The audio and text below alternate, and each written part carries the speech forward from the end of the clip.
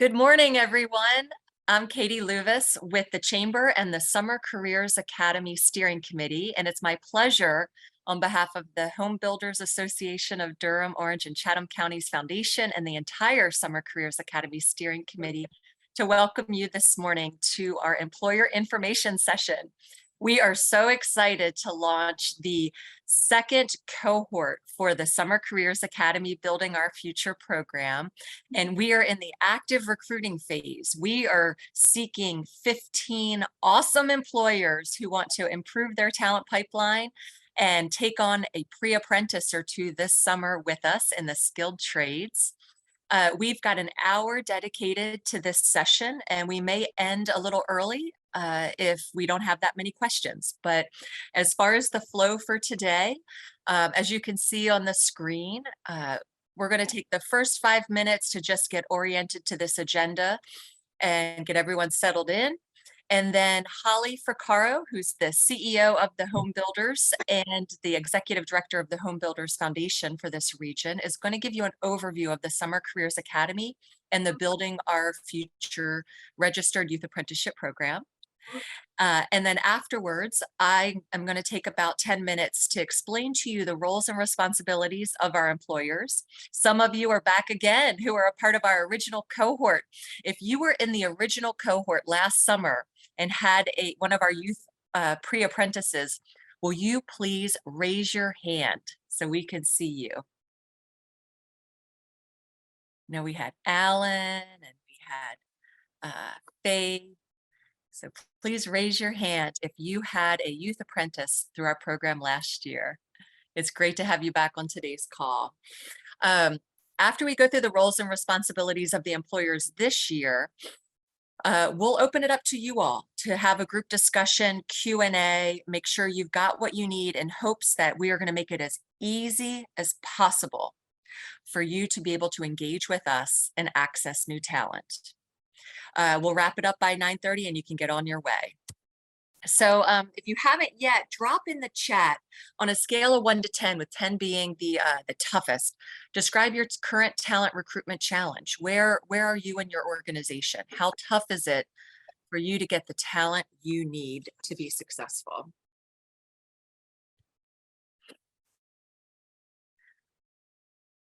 Yeah, I'm seeing lots of 8s. 8s, some 9s. It has been a tough time, and we hear you. Okay, Holly Fricaro, over to you for an overview of the Summer Careers Academy. Good morning, everybody. Thank you so much for joining us. We are so proud of the Careers Academy that we have created with a bunch of really amazing community members, elected officials, school board members, educators, community college folks. So the Summer Careers Academy is, we believe, very innovative 8-week career training model. We began our work together in 2021. We are connecting residents who are underrepresented and underserved with new skills and paid work experience in compelling pathways. We based this model on an employer-led Catawba Valley Community College Construction Careers Academy that also worked very closely with its local Home Builders Association. And it's a blended in-classroom training and paid on-the-job work experience. We are governed by a steering committee, like I said earlier, that is a collective of very invested folks, educators, employers, elected, senior government officials, etc. This is to serve the need of the most disadvantaged in our community, including refugees, low-income students, and students of color. And particularly for those industries that are in high demand and experiencing some significant labor issues. The model creates a level playing field. It is open to all, no experience required. We pay the students a competitive learning wage at $12.56 an hour. And I should say, when I say we, I mean collectively our employers. And then we have a completion bonus at the end of that 8 weeks. that will bring them up to $16.60, which is the Orange County living wage. And we've worked closely with them in creating this model. We provide the students with tools, equipment, critical support services, food, transportation, language, and career development services. And we add advocacy for the caring adults. Next slide, please. I think we have a photo. These are the folks that make up our collective. Okay, we can move on to the next slide. So this program is a registered youth apprenticeship program in the skilled construction trades. It is created to develop a robust talent pipeline for careers in the skilled trades, which includes carpentry, plumbing, electrical, masonry, and heating and air conditioning. This 8-week summer career training program offers young adults pre-apprenticeship ages 16 to 24 with free in-classroom training and paid work experience. The 2023 cohort will take place from June to August in 2023. We are currently recruiting 20 pre-apprentices, so 20 students, and 15 employers for our 2023 cohort. We are seeking a diverse group of employers representing small, mid-size, and large public, private, and nonprofit enterprises. And this is made possible through generous support from the North Carolina Education and Innovation Workforce Commission and the Keenan Charitable Trust. The Home Builders Association of Durham, Orange, and Chatham Counties Foundation, which is our 501c3 charitable organization, serves as the managing director of the Building Our Future Summer Careers Academy. Last year, our first year, we had 11 employers. They are listed here on the screen. So you can see there's larger construction companies that do everything from custom homes to commercial to our heating and cooling, and then also facilities management. So it really offers an array of experience to our students. We'll move on to the next slide. So the in-classroom training portion of the Building Our Future program includes a widely adopted curriculum from the National Center for Construction Education and Research. Most of us know this as NCCER, and it's for construction curriculum. We are preparing students for construction careers, including occupations in carpentry, plumbing, electrical, masonry, and HVAC repair. And we offer streamlined academic experience in Orange County from K through 12 through college. The construction core high school credit and the CTE internship course credit is, they articulate with one another. So that's something that they can take into the community colleges.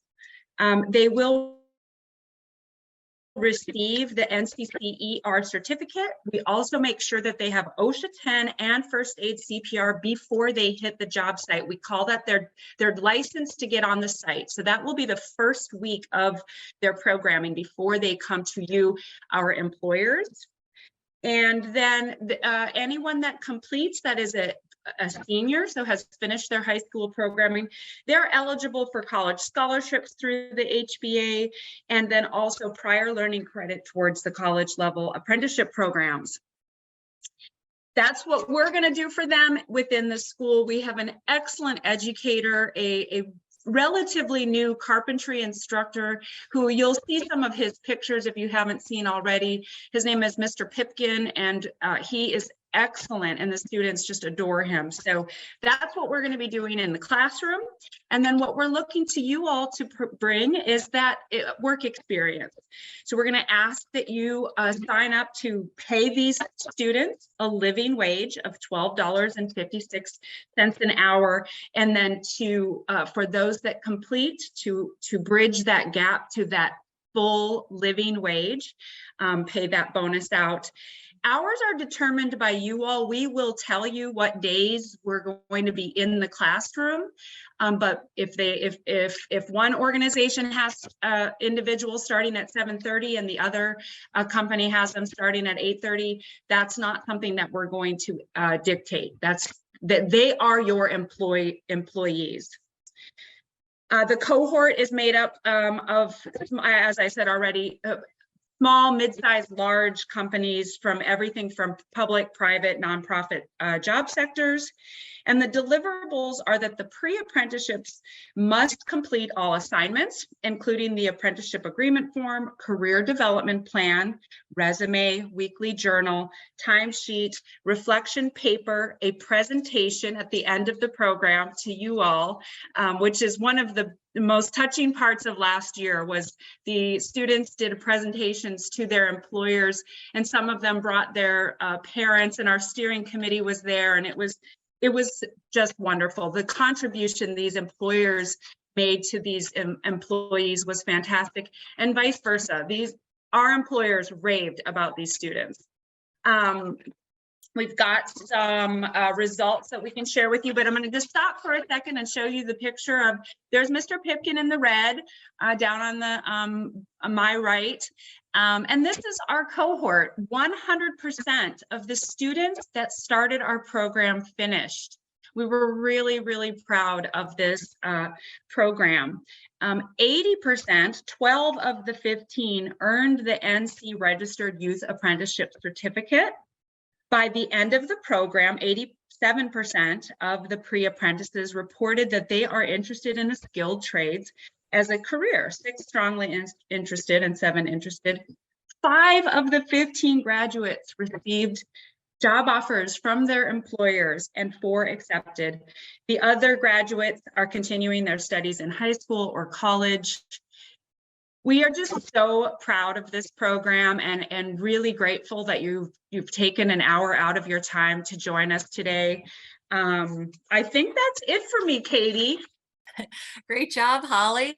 So again, everyone, hang with us another 10 minutes, then we're going to open up the floor for questions. But again, this was our inaugural graduating class, and we want to make this as easy as possible for you all to access the talent you need.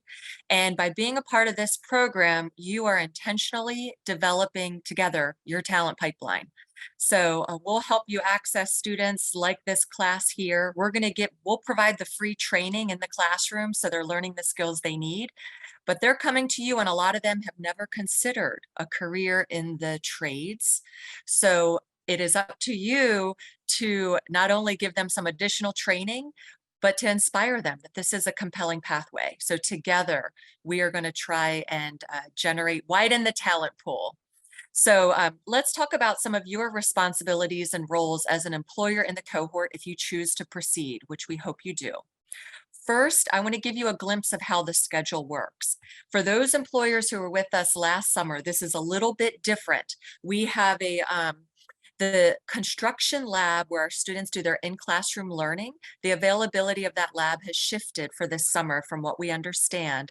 So this is the early iteration. It's subject to change, but as you can see, the first 2 weeks, the students, the pre-apprentices, will be in the classroom, as Holly said, getting their OSHA 10, first aid, CPR, and some basic introductions to the skilled trades.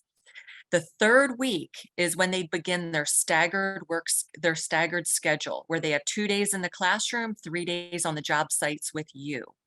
And so that's when you'll see they will work for the next several weeks, about 4 weeks straight, 3 days a week with you. And then the last 2 weeks of the program, they're done with their coursework. And for this year, they'll get a sense of what it's like to work a full week on the job.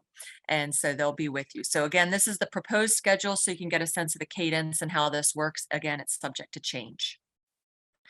All right, let's talk about eligibility and benefits. First of all, we have an application process now, and there's 4 things that you need to be able to check the box on to be eligible to be a part of the program, all right?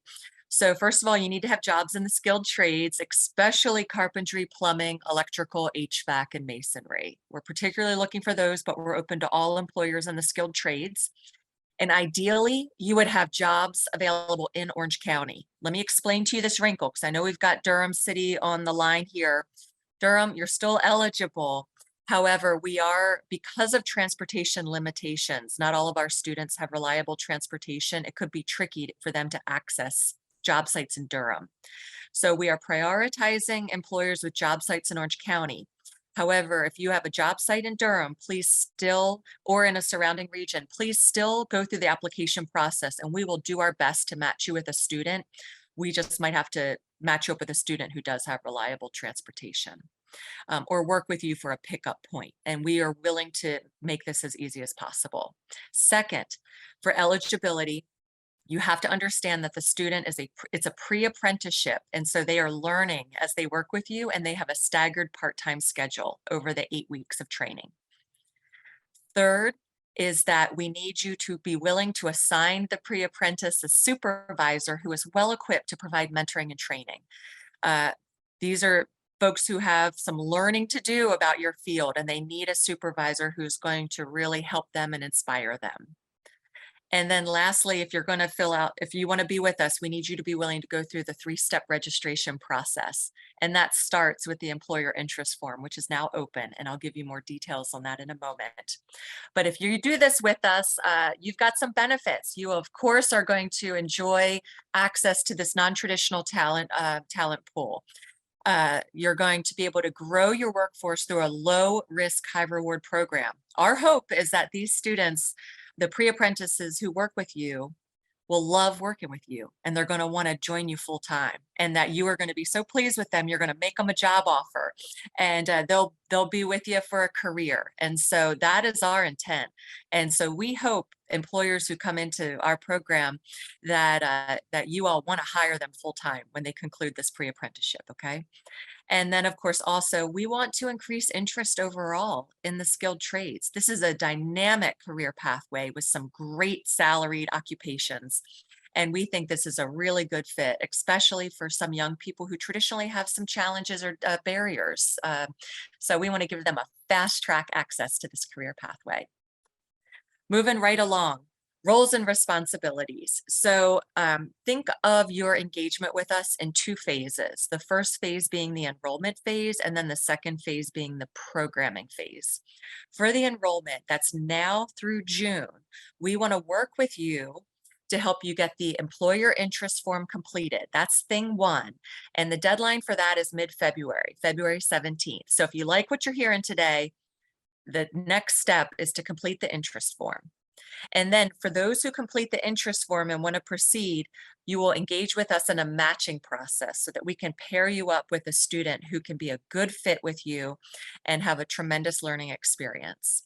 And then the third thing, the matching goes through March. And then in April and May, we want to work with you to smooth out any logistics and get training underway so that everyone is set and well prepared for a successful program this summer. So that's the enrollment phase. And then if you go through all of that and you get successfully matched with a student and you hire them as a pre-apprentice this summer, then we'll work with you through the summer from June through August. And you will have a supervisor dedicated to that pre-apprentice to supervise them and manage them, make sure they have a safe work environment, all that good stuff. We'll also need you to be communicating with our team. I will be your primary point of contact. And so I'll be sending weekly updates to let the supervisor know what's happening in the classroom that week so that hopefully the supervisor can reinforce some of those skills on the job. We'll also have a monthly employer working group. This is designed to be employer-led. We need your feedback and requests and wishes along the way of how we can make this program work for you. And so we want that continuous improvement happening, and we need your feedback and engagement. And then the last thing is we are really evidence informed. And so we'll need your supervisor or someone from your organization to take the pre and post survey so we can gauge how effective the program was. And you'll also need to complete an evaluation form of the student at the conclusion of the program.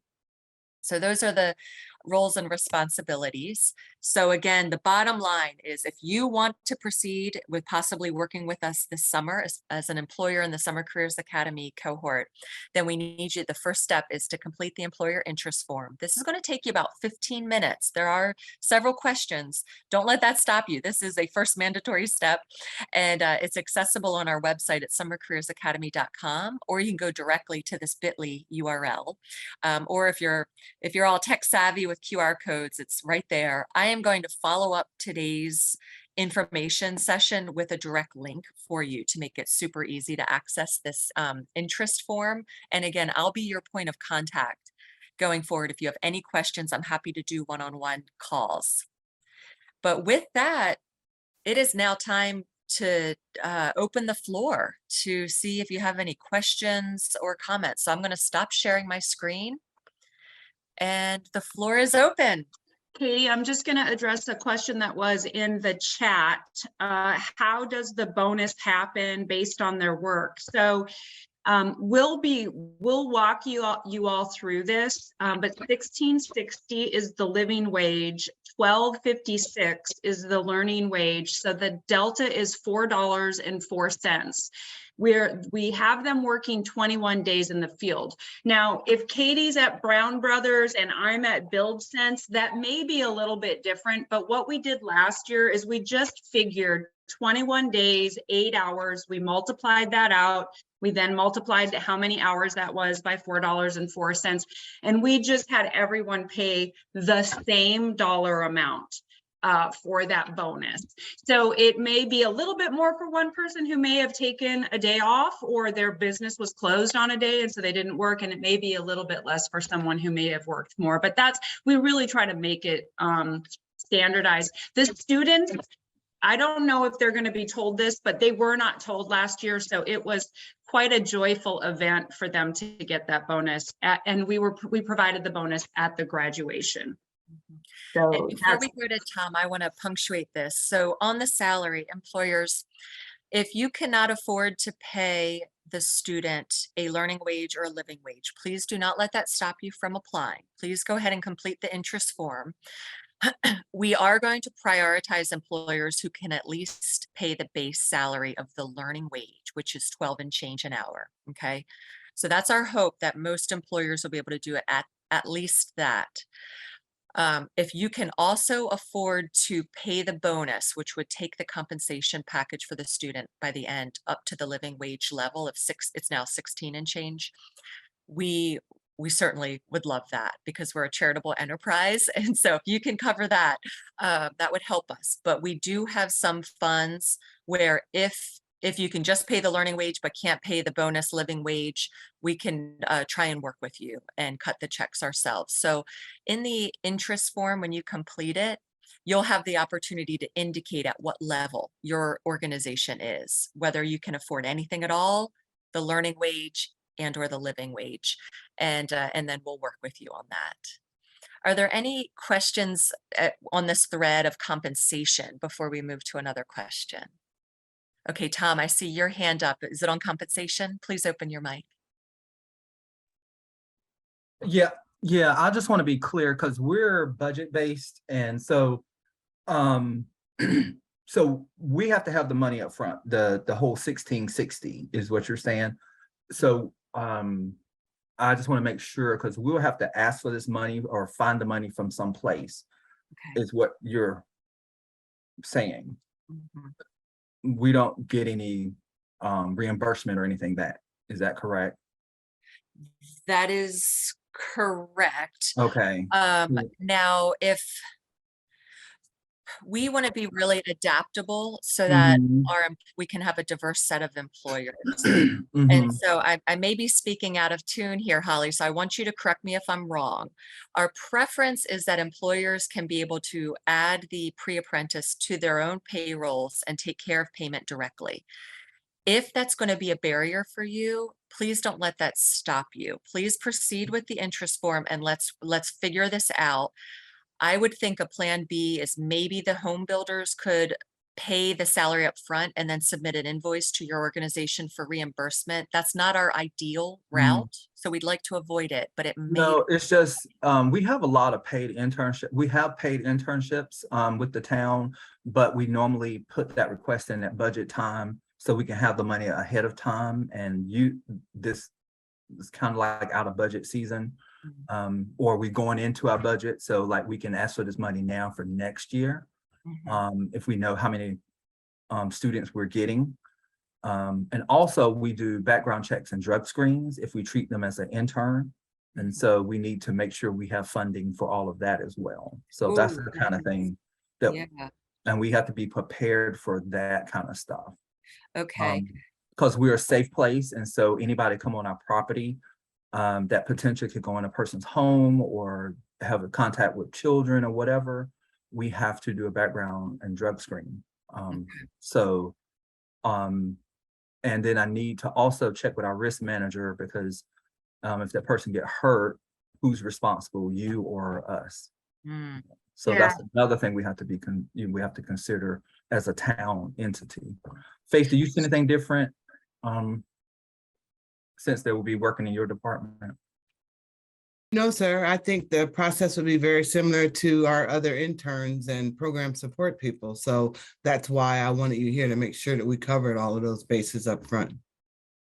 So I'm going to go in reverse order. Yes, once they're an employee of yours, they are on your workers, they should be covered on your workers' compensation policy. So if they were to be injured on the job, that would be under your workers' comp. The schools are able to provide an umbrella of a business liability coverage for any student placed in work through a program that they're partnered on. I think, Tom, what if I had a magic wand and if we could meet somewhere in the middle, my ask would be that you all would budget minimally for the $12.56, because I'm guessing that at least for a governmental body, it may be difficult to then cut that check for that delta that becomes their completion bonus, so that if we could hold hands in this venture, you all pay the learning wage, and then you have an agreement with the HVAC-R Foundation that we will cover your portion of the bonus. And so that way you have an you're able to anticipate, how much you would budget, or if we're now out of budget season for 23 and you all are committed to participating, consider the ask for the $12.56, and then let Katie know that you need to be considered for the scholarship for the completion bonus. Yeah, because we our standard what we call program support or part-time employees, we pay at the Orange County living wage now, anybody who starts. So I wouldn't want to start them any different if they came in. So that would be my concern. And that's the idea, that we can start them at the $12.56 and maybe y'all make up the $4.04. I mean, yeah, the $4.04. But depending on how many students, if we just get one student, that might be again, but that still will come out of Faith's budget. And I don't know if we have the funding to cover that person. So that concerns me, but that's an offline conversation we'll have to have. So it's very relevant though, because partly, Katie, that's what happened last year, is that we weren't prepared to do the bonus, and students talk. So he learned that he made a certain amount, our student, and then talking to his cohorts, he found out that they got this bonus at the end, and it made him, look at us kind of sideways. But we weren't prepared to do that, and I guess we hadn't had enough conversation on how to make that happen through a scholarship process. So I felt kind of like we had shortchanged our student. Faith, just to correct any the HBA paid 100% of the bonuses last year. So every single student received a check for $555. So we did not ask the employers to bridge the gap last year. So just to be super clear, we were able to get a grant to cover that last year. So you all were not deficient in how you treated your student outside of how all the other students were treated. So just so that's cleared up. We're wanting this to be something that is more duplicatable, and we may not always have the funds, the foundation to bridge that gap. So that's why this year you're hearing about it today and not at week 8. Well, thank you. I do feel better hearing that. Yeah, no. We got you. Tom and Faith, any other final thoughts before I move on to the next question? I'm fine. Okay. Thank you. And I look forward to talking with you both offline. We'd love to have you back and figure out a way to make this work. Okay, Alan, I think I saw your hand raised, and I also see Robin gesturing. So I'll go to Alan, then Robin. Yeah, I guess in terms of the pay issue, I don't think the county per se has a problem coming up with the living wage sum. I know we paid them the learning wage. I think the challenge for us is actually paying the bonus at the end. I've never heard of the county paying anybody a bonus before, so that'll have to do some extra paperwork on the county's end to see if that can occur, but otherwise we should be fine. Thanks, Alan, for that feedback. What I'm observing is that our employers, when you're in a different sector, right? So like for businesses, that might be sort of an easy standard norm, but for our government partners, it might make more sense to just go ahead and pay the full living wage for the whole summer for the pre-apprentice. So Holly and I will take this feedback and certainly work with you all to figure out a smooth way to do this. Robin, I want to go to you, and anyone else who has questions or comments, please raise your hand so we can get to you. Robin. So a couple of things, and I'm going to echo what, Holly's saying you provide the students with total work boots. So I was going to say that would be in one of mine. So we're currently putting several of our superintendents or assistant superintendents through apprenticeship trainer class. And they'll finish in a few, like 3 weeks, and test and all. So when you're saying, like they have to come to the orient, which I know they would still need to get oriented or whatever, but what does that look like for, because what they're getting will allow them to teach a pre-apprenticeship program, an apprenticeship program, you name it. We have a lack of that ability in Durham County. So we decided we're just going to do it ourselves. Robin, that is awesome. CT Wilson is on fire. I love it.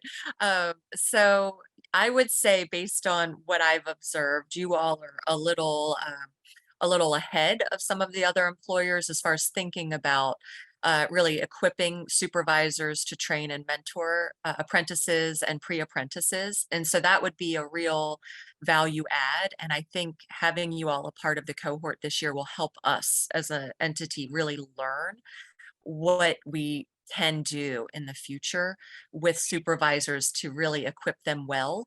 I would say, other than just making sure there's clarity of roles and responsibilities and encouragement and open communication, we don't have a formal training program for the supervisors. And so what you're doing is really extraordinary and very interesting to us. I'd like to hear more about that, maybe in a sidebar conversation. Yeah, I could tell you what prompted that. It was actually pretty amazing. But so then the other thing, because I see we got Ryan at Resolute down there too. We don't build homes. We build other things. So is that okay? Yes. Okay. So this program, it is for the skilled trades. Now, the curriculum that the students are learning in the classroom is the construction core curriculum. So it is a little more focused on sort of the building side of things, and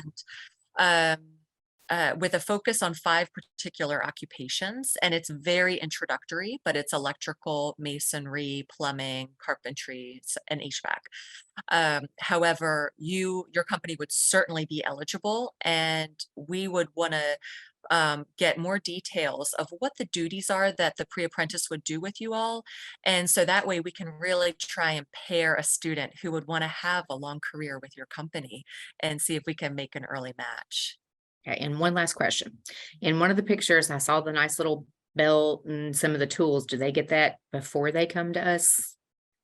Holly, would you like to speak? Yes, yep, we are, I mean, and Robin, I know you know this from your work in other areas. We are very grateful to the generous donations of 84 Lumber, Professional Builder Supply, Fitch Lumber, Talbert's. We've got several years of tool belts and tools that we'll be able to equip them with. And it's just the basics, right? So we got the list from Yeah, that's Catawba all we Valley. need. Yeah.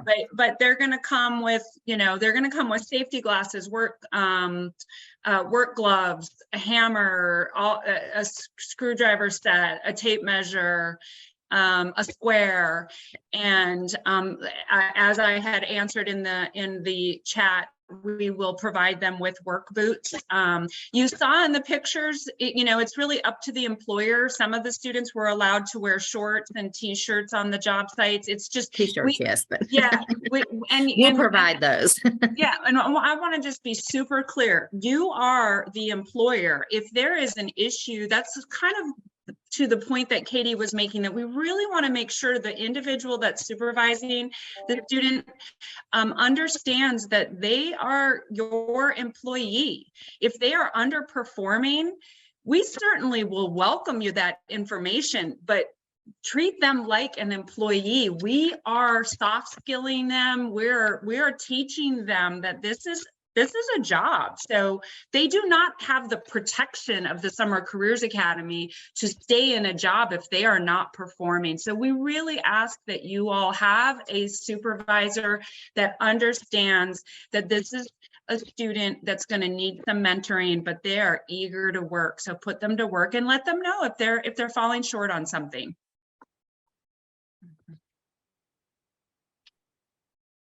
And that Holly's point on there of just about how this is the youth apprentice is your employee. We obviously want them all to be successful. And so that's why we're proactively seeking employers who have supervisors who understand these are some of our students have never worked for an organization before. They're new to working, and most of them are new to the skilled trade. So there is going to be a learning curve. So we do want to seek out supervisors who understand that and want to help teach them skills and coach them and ways of working. And we are doing our best in the classroom to reinforce all those skills too. But it really is a partnership to build your future workforce. Robin, did we cover all the things you were hoping to? I'm also happy to talk with you offline anytime. Yeah, no, thank you. Sorry, I had so many clarifications because we have done work with the Waymakers, but we typically just take one student. So definitely want to see, if there's other avenues we should be pursuing as well. Mm-hmm. That's great. I see David Fitch's hand up, so I'm going to go to David. And if there's anyone else who has questions, please raise your hand. David, over to you. Hi, sorry I was late. I apologize for that. A couple things. Are all of these, is all the youth 18 years old when they start this? 16 to 24, and we heavily skew between 17 to 19 in our first cohort, but we are proactively seeking participants who are in the 20s, but we will likely probably again skew more in the high school age. Okay. And secondly, is this whole program available with like documented? You have documents about this, or how it's everything, you have all that stuff written out, Holly or Katie? Yeah, I can speak to that, Holly, and then Holly, please add in.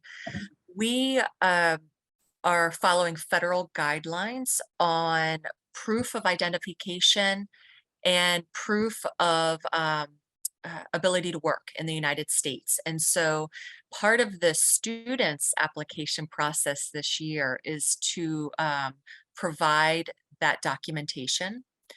And then, and we are just checking to make sure they have it. It is employers who are a part of the Summer Careers Academy need to go through whatever process and protocols you all have to verify identity and authorization to work. But we are going ahead of time to make sure they have that. So an example where there could be a wrinkle is a young person who's what they call the dreamer.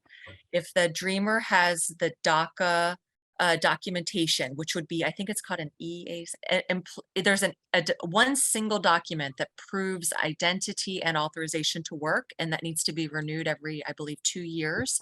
They would need to be able to put that forward to you.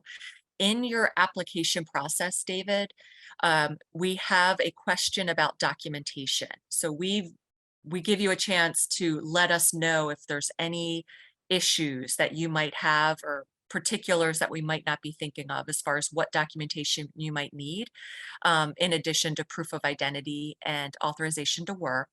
I will let you know any student under the age of 18 is legally required in North Carolina to get a youth work permit, and we are going to help all students under the age of 18 get that with you so that they are fully documented and approved to work.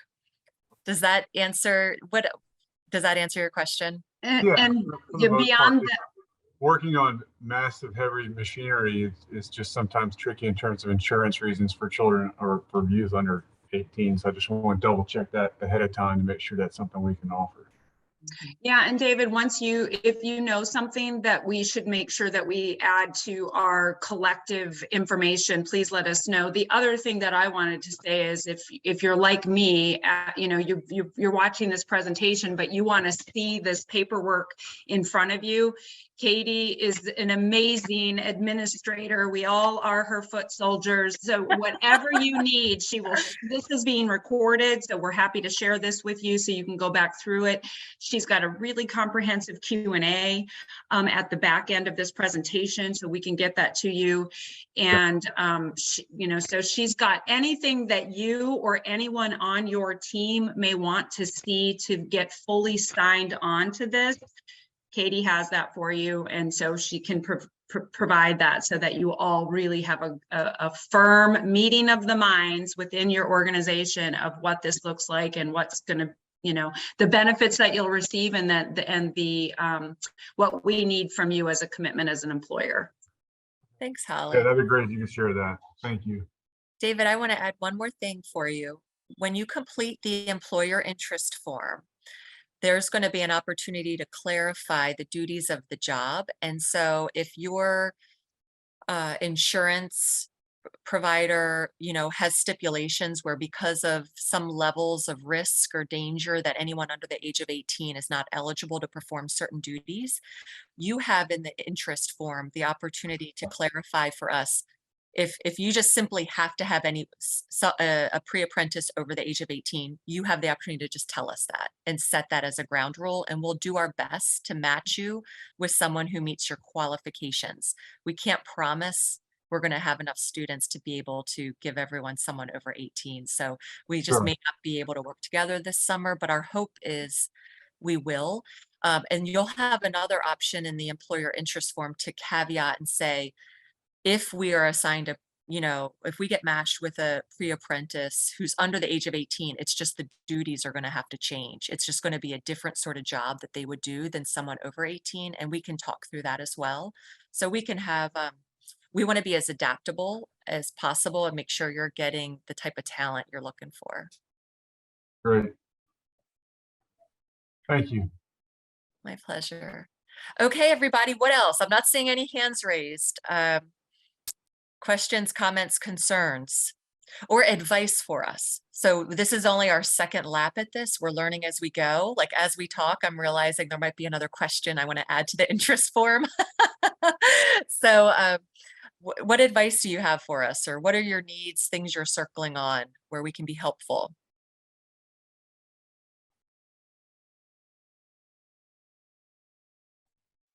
Would it be easier if potential employers actually have a job description to send to you guys prior to selecting these people? That's part of the employer interest form this year. All right. So, I guess I'll see that when you send it out. yeah, you'll be able to add job duties, or if you have a full-fledged job description, that would be great. Yeah, And that helps us in the matching process to really get clear about what those job responsibilities would be for the youth apprentice. Great. Well, as far as like to recap and next steps. So to recap, we want you. We want your organization a part of the Summer Careers Academy this summer, and we want to do everything we can to make this a rewarding and meaningful experience for you and the students. The first step, the next step is you have to complete the interest form, and I am going to follow up today's call with a direct link to that document so you can take a look at it, start filling it out. You have like 4 weeks. It's not due till later in February, but it's the first step to get this going. And I'm also going to make sure you all have my cell number and my email. So if you just want to talk through anything, we can figure this out and adapt where necessary. Holly, do you have any final words that you'd like to share before we adjourn?